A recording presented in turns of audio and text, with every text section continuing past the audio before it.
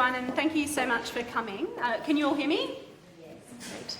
Great. This recital is the third performance that I've given as part of my Doctorate of Musical Arts project, and it's all about celebrating rare works of chamber music for the double bass. Today's recital, as you'll see on your program, is entitled Anything But the Trout. For those of you who don't know, probably the most famous work of chamber music for the double bass is Schubert's Trout Quintet. And I feel that I should open the recital today with the disclaimer that I actually love the Trout Quintet. This isn't in any way meant to be casting aspersions on that great work. It's just that I find it puzzling that it's the only work of its instrumentation that is well known or performed often. There are over 60 works for the exact same instrumentation as the Trout, and yet when it is programmed, usually the bass player pops in for that piece and then the other string and piano players play for the rest of the recital. So I thought it would be interesting today to present a group of pieces that are masterpieces in their own right that use the same instruments as the piece that has made that combination famous.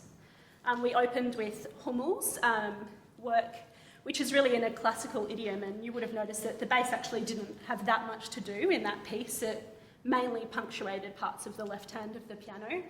And today all the works are being presented chronologically, so I hope that as the recital continues, you'll notice that the bass parts develop and will be a bit of a trip through the 19th century of how writing for the bass changed.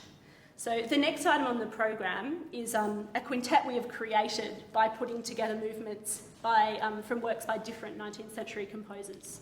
So the first is by Ries, Ferdinand Ries. He was a composition and piano student of Beethoven, and that influence is very obvious. I think it really pervades the movement that we will play. The second movement is by Louise Farrenc, who was a really incredible woman. She was a trailblazer in her time, and she was a very respected soloist and teacher and scholar and also composer. Her repertoire was very popular, particularly at chamber music soirees during her time. And she was really interesting because she was the first woman to be tenured as a full-time professor at the Paris Conservatoire, which is pretty incredible. The third movement will be taken from a quintet by Onslow, who wrote a lot of chamber music for the double bass. He was inspired by the great double bass player Dragonetti, and for most of his chamber works he published them with both a second cello part or a bass part, so people had the option, but he made it clear that wherever possible double bass was his preference, and that he had scored the work and conceived the work with a bass in mind, not a second cello, because he felt that it offered a better balance between the first cello and the piano. The created quintet will finish with a movement by Goetz, and I think it's really interesting that this, the full Goetz quintet was performed in Brisbane in 1911, which one of my supervisors has been telling me about as he's researching some of the people who are involved in the performance. And the quintet was made up by the kind of who's who of classical music in Brisbane at the time. First violin was Veda Jeffries, for whom the Conservatorium Bach Prize is named, and she led the Jeffries string quintet and was quintet on the brain, and was a really major force in classical music. Her sister Mary Jeffries played cello. And then we had one of the most eminent pianists of the time, Henrietta Wilmore, playing the piano, and her daughter played the bass part as a second cello though, so that's a bit of a shame. And then on viola was Mr. Sleeth, who was a well-known performer and luthier. So it's really interesting to think that 100 years later we're playing it again, and who knows whether or not it's been performed between that time. It's not a work that gets airplay very often.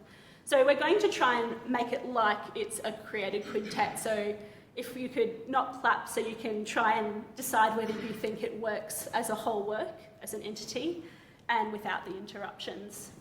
After that quintet, we'll have a short break for you to have a drink if you want, the bar is open.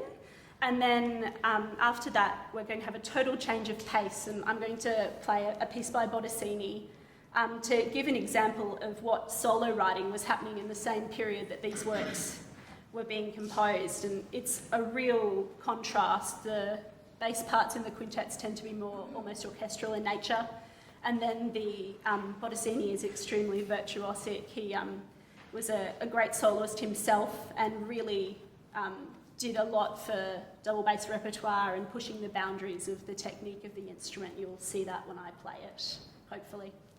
And then we'll finish the recital with Vaughan Williams' quintet in C minor. This is a really beautiful work. Vaughan Williams wrote this when he was quite a young composer, between him finishing his studies and before he went to be a student of Ravel. And all his works during this period, he felt that he hadn't yet found his voice, and he wouldn't allow them to be performed after 1918, and he never allowed them to be published. So he was obviously not happy with the work, but it's a wonderful piece. And Bernard Benalil published it for the first time in 2002, which obviously explains why it's not that widely played yet, because it's actually quite more recently back on the scene. And he said that in Vaughan Williams' manuscript he had rubbed out and rewritten so many parts of it constantly, so he never really felt comfortable with the work. And one of the things he experimented with was he clearly had a performance where he did it as a work for full string orchestra and piano.